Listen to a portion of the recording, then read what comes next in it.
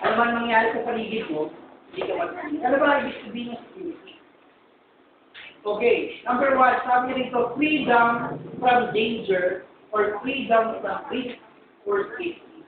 So if you are in Christ, no, you are free from danger. Ayan ba? Tama ba mga kapatid? Pag nakikristo ka, alam mo na walang panganib na pwede lumapit. Amen. Naniniwala ka lumapit? Amen. May kausap ba ako? Yes. Yun, kala ko wala eh. Okay, so we are free from danger when we are in Christ.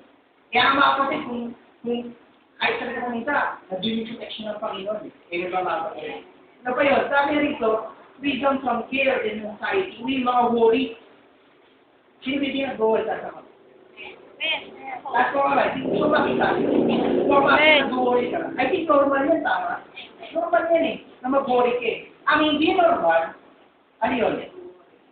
Manatili ka nag-worry. Kasi para na-Kristo ka, sabi nga nito, death comes death, confidence. Sino ito naniniwala na God is able? May magagawa nito. Amen. So, meron tayo, we are founded. Meron tayong confidence. We are secured sa pangako ng Panginoon. That is tayo. May pangako din. Ano pa itong meaning niya? Sabi nito, something that secure or makes peace, protection, and gifted. Imagine, when you are in Christ, you have protection. Hello? Kahit saan ka nandun ang protection ng Diyos. Amen? Kaya sabi niya, di ba? Hindi niya tayo iwan o pababayaan. Kasi kahit nasaan ka, kasama mo ang Panginoon. Kaya mali isipin natin na naiiwan ng Diyos sa bahay. Lalo mo siya kasama kahit nasaan ka. Hello? Ang kailangan natin sa knowledge, i-present siya ng ating Panginoon. Kaya ba nga kapatid? So yun ang meaning ng security. So ano ba yung security natin?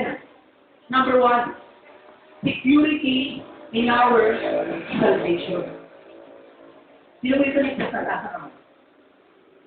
Okay na mo, sino mo sinabi ko, sino ligtas yung iba ay tumaan. Why? Kasi na meron tayong doubt sa ating kaligtasan. Ulit ko, sino mo ito ligtas na tasa naman? Again, hindi lahat tumataas. Why? Kasi na, walang security. Kaya ito nangyayari sa ibang Kristyano mga kapatid. Ano ba ako? Lord? Si.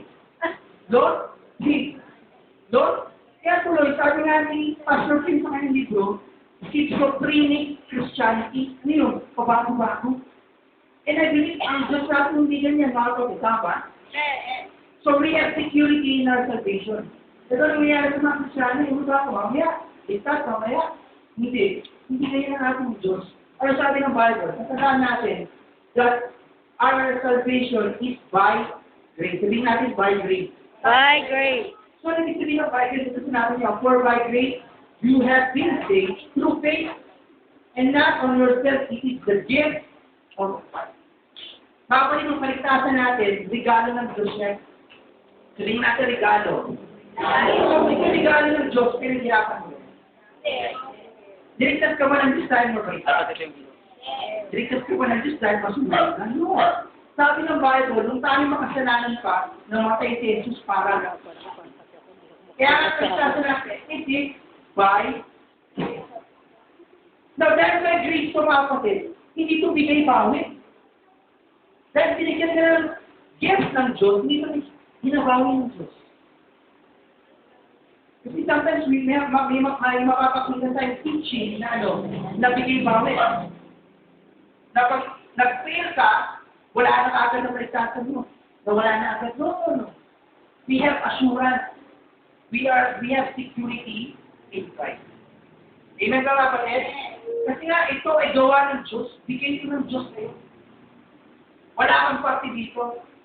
Kapatid, it is by the goodness and by the grace of God. At dahil sa grasya ng Panginoon, hindi ko mawawala.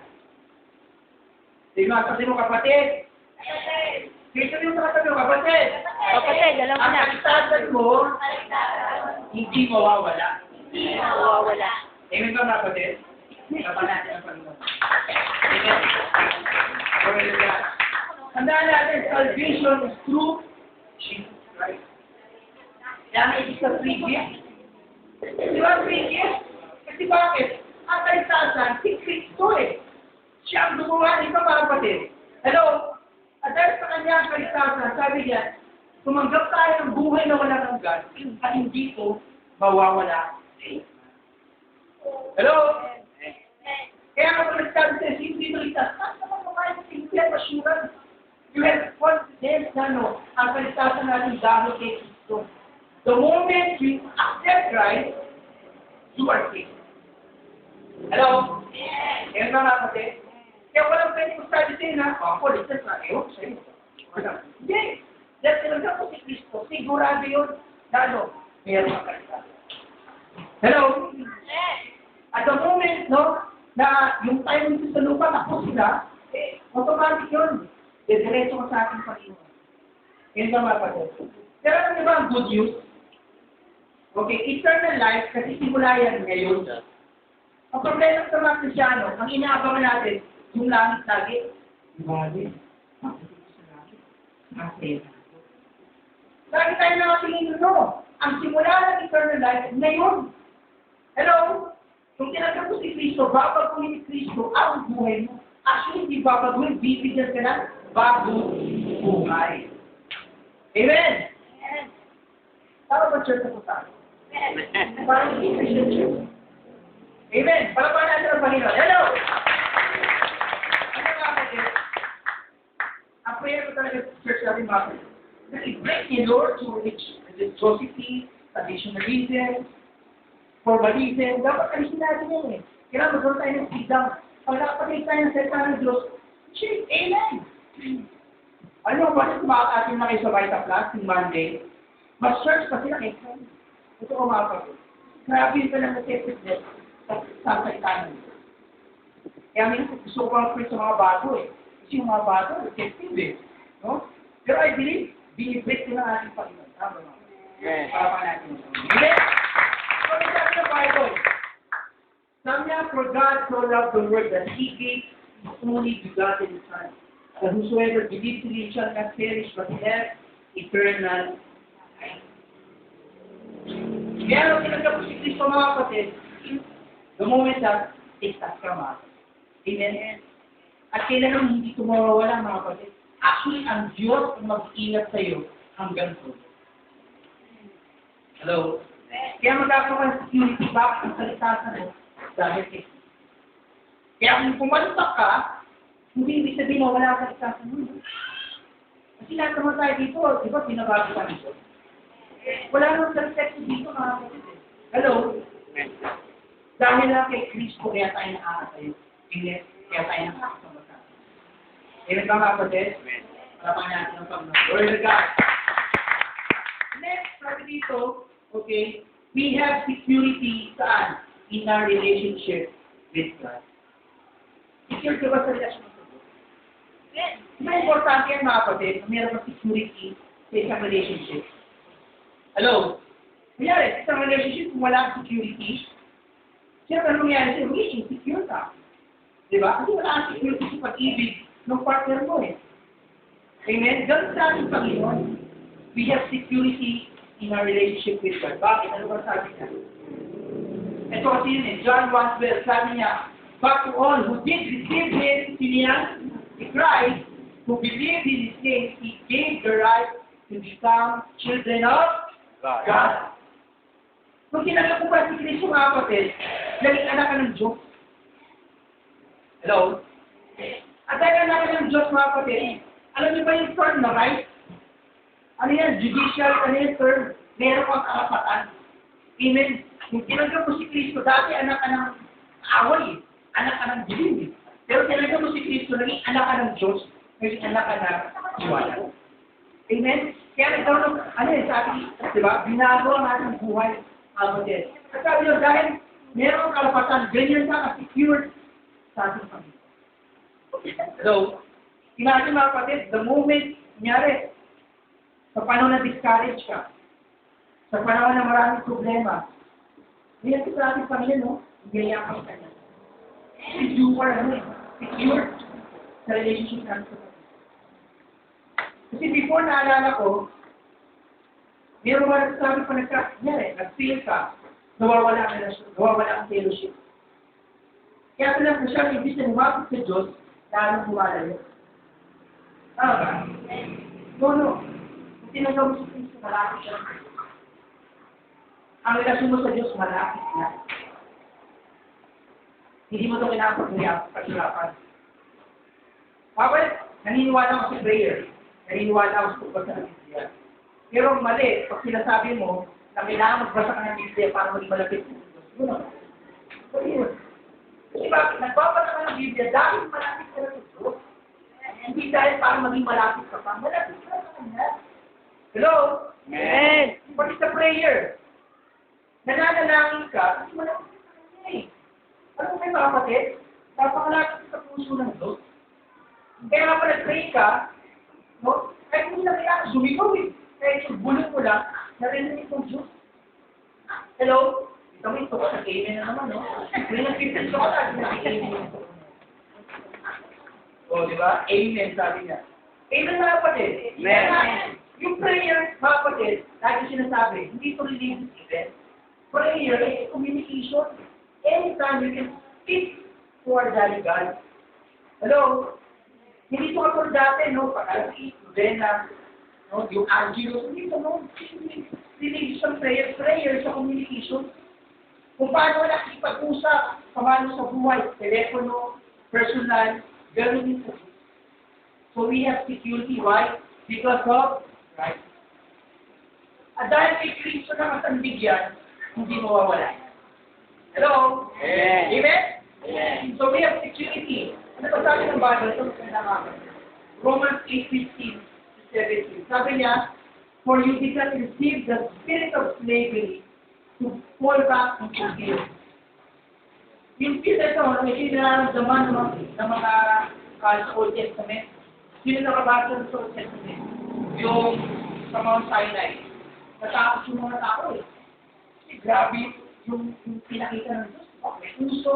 Tapos yung salita niya parang damdum na ng anger. So nagkaroon siya ng fear. Sabi Lord, dapat wala na yung fear.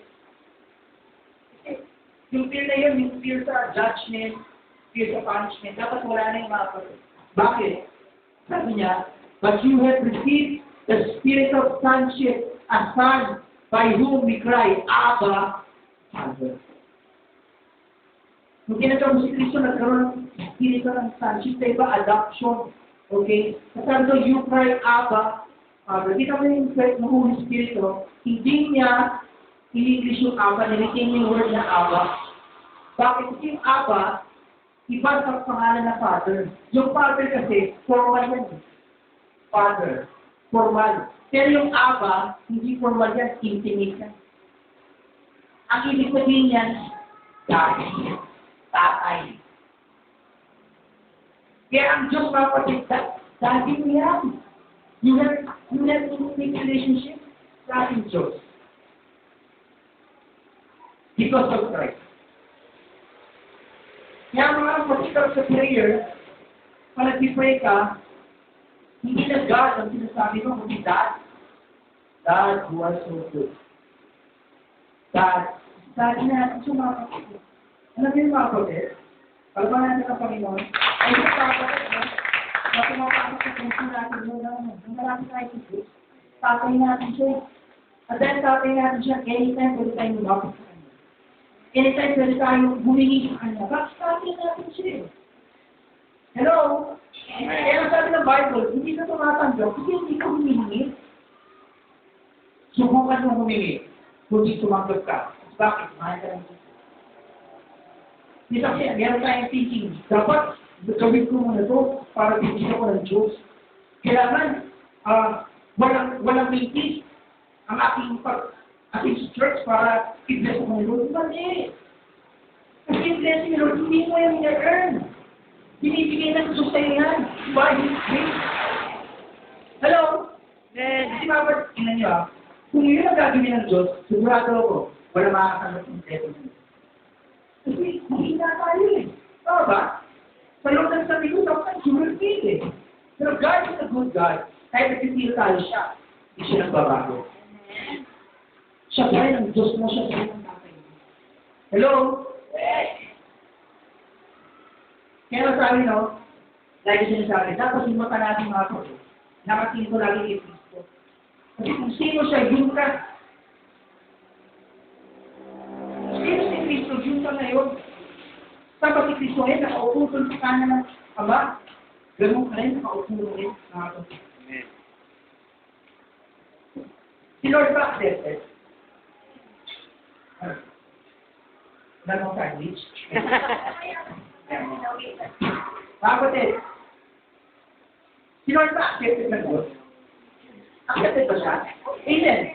So kung accepted si Christ, accepted ka rin. Si Lord Christ eh. Si Lord ba blessed? Oh, blessed ka rin si you are in Christ. Hindi nagbabago yung mga kapatid. Yung position mo. Mamaya, tatalakayin natin na. So sabi nito, you have the spirit to cry, Abba, Father. Amen? Abba natin siya. Dati natin siya. Pero tayo ka-bless. Sabi niya rito, ulit natin, the Spirit Himself bears witness with our spirit that we are children of God. Ang Holy Spirit pala, ang kanyang trabaho is to testify to your spirit that you are sons of God. Hindi ka ba nararamdaman? Every time that we preach, may nagsasabi sa iyo, ikaw yun. Amen. Yung Holy Spirit, binibig mo sa iyo, ikaw ay anak ng Diyos. At dahil naman ang Diyos sabi nito, if children, then heir of God, and co-heir with, right? Ano yung heir mga kapatid? Kapagmana, ang bukit mo. Kapagmana ka pala. Hindi ba kapatid? Kapagmana ka. Kapagmana ka. Yaman. Bakit Diyos tayo ka-bless? Kapagmana tayo mga heredero at heredera tayo. Bakit hindi anak tayo ng Diyos? So imagine mga kapatid, kung ang tatay mo, sabihin natin, sige, lola na lang. Kunyari, ang lola mo, si Queen Elizabeth, si Prince ka, di ba? Ano kaya ang itsura mo pa naglakad ka? Siyempre, proud mo, lola ko. Queen Elizabeth. Diba, may confidence, di ba? Pero ang gusto mga kapatid, ang tatay natin may araw na mas mataas kay Queen Elizabeth yung tatay mo. Kaya magkakaroon ka ng kumpiyansa, bakit tatay mo may gawa ng langit at lupa, siya may ari dito. At dahil ng panahon, mamanahan. Hello? Kaya mga palit, yung mga pangarap ko, yung mga prayers ko sa Diyos, ito pa rin ang Diyos siya. Hello?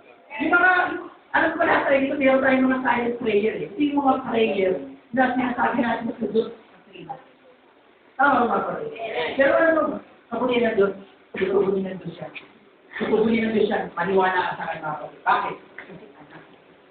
Amen. Alam mo, walang ibang ganyan eh. Alam mo, walang ibang ganyan sa akin dito. Diba, minsan meron dito na testimony. Pag-ibigla sa kapag ang Diyos. Totoo yun. Ay, hindi tayo tapat ng Diyos eh. Bakit? Kasi mahal ka ng Diyos.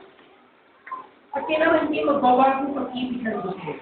Pastor, kahit pa umilit ang ulo, kung ayaw pa umilit ang ulo mo, pati yung kung umilit na, hindi nagbabago pag-ibig ng Diyos. O so, paano pa nag-away ko eh? Nakasawa ko, hindi pa nagbabago. Alam niyo yung mas talo ko pagmamahal ng Diyos. Hello? God is a good God, Father. Ang tatay natin napakayaman. Hello? Yung mga pangarap ko, matisan sa kanya. Hello? Matisan sa kanya. Kaya ka-integration siya. Amen? And I believe, bibigay ko ng Diyos sa proper time. Tama mga kapatid? So you are heir. Co-heir with Christ. Ganun ka katindi mga kapatid. Harapan ng Diyos. Tagapagmana ka. Prinsipe ka. Kaya nasabi diba dito ba si Jesus Christ? King of Kings. Sino yung mga king? Ay, yung mga kapatid. Kung saan ba walang king? So, dito ba? Tama ito. Okay lang. Kasi yan siya ng Bible, kasi ang Bible kasi patriarchal siya. Goro sa lalaki. Pero kasama yung mga babae. Kaya pag sinabing saan, tama niyo yung mga babae. Maliwanag ka ba? So, ano pa? So we suffer with Him in order to be glorified with Him. Yung mga nararanasan natin mga pagsubok, okay lang yan. Hello? Tama ba? Alam mo sa katotohanan, normal ang problema dito sa mundo. Amen. Tama, normal ang problema eh. Tama ba? Pag wala kang problema, yun ang problema mo, wala kang problema. Problema pa rin yun. Pero anong kabutihan sa atin? Kung may problema tayo, kasama natin ang Panginoon. Ilagay tayo ng problema. Amen? Para pa natin ang Panginoon. Ang masarap mo ng mga kapatid, pag may problema tayo, pag hindi natin nakaya, binubuhan na tayo ng ating Panginoon. Amen? Ganun tayo.